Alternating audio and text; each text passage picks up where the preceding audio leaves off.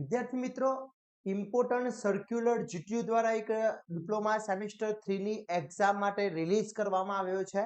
જે તમારી exam date હતી એ એક્ઝામ ડેટ ક્યારથી સ્ટાર્ટ થવાની છે અને કઈ ડેટથી તમારી એક્ઝામ ડેટ સ્ટાર્ટ થશે એના માટેનો એક ઇમ્પોર્ટન્ટ સર્ક્યુલર આજે આપણે વાત કરવાના છે. વિદ્યાર્થી મિત્રો, ન્યૂ સર્ક્યુલર આવ્યો છે જીટીયુ દ્વારા, તો દરેક વિદ્યાર્થી મિત્રો માટે આ વિડીયો ખૂબ જ અગત્યનો છે. ચેનલ ઉપર નવા હોય તો ચેનલને સબસ્ક્રાઇબ કરી દેશો, બેલ આઇકોન ઓન કરી દો જેથી નવા વિડીયો આવે તરત જ નોટિફિકેશન આવી જશે.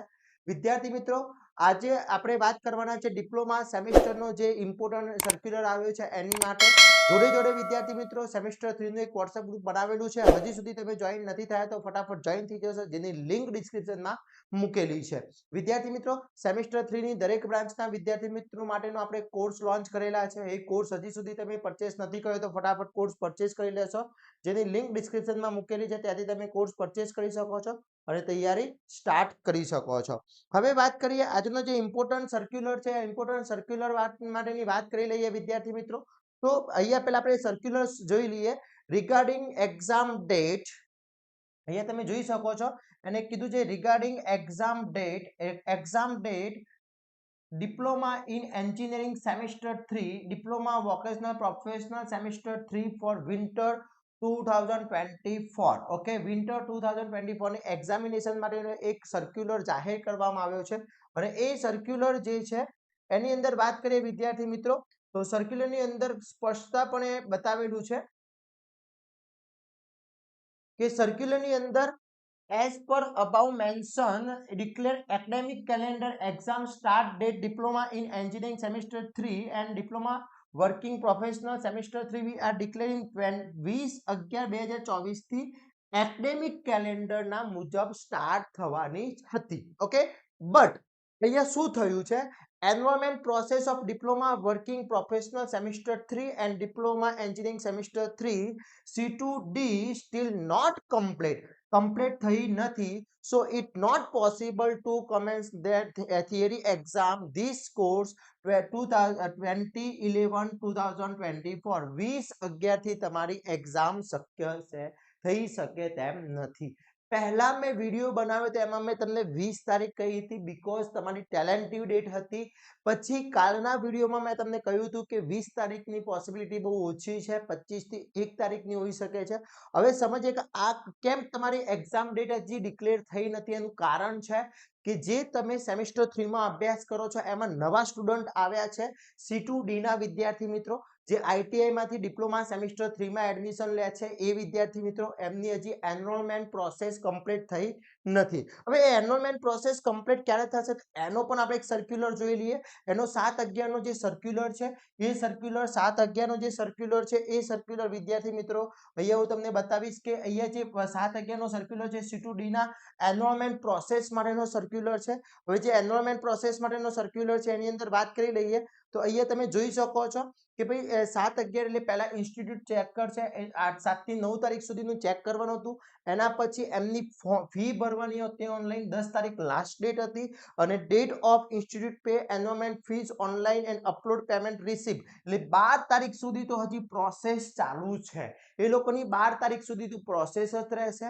12 તારીખ પ્રોસેસ પતશે એના પછી એ લોકોના એનરોલમેન્ટ નંબર આવી જશે. એનરોલમેન્ટ નંબર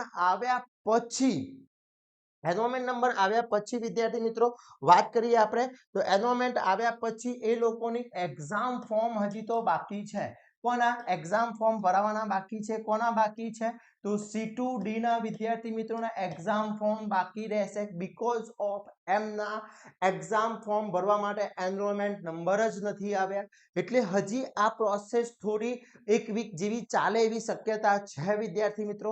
એટલે કાલના વિડીયોમાં મેં તમને કહ્યું હતું કે 25 અથવા 1 ડિસેમ્બર, તો 1 ડિસેમ્બરની પોસિબિલિટી 1 ડિસેમ્બર અથવા 1 ડિસેમ્બર પછી તમારી જીટીયુ ની એક્ઝામ હોઈ શકે છે.